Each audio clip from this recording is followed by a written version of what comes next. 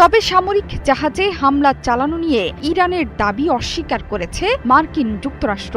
সামাজিক যোগাযোগ মাধ্যম এক্সে দেয়া বার্তায় সেন্টকম বলেছে, ইরানের দাবি মিথ্যে। সমুদ্রে থাকা মার্কিন সামরিক সম্পদ নিরাপদ, বাধাহীন এবং স্বাভাবিকভাবে তাদের কার্যক্রম পরিচালনা করে যাচ্ছে।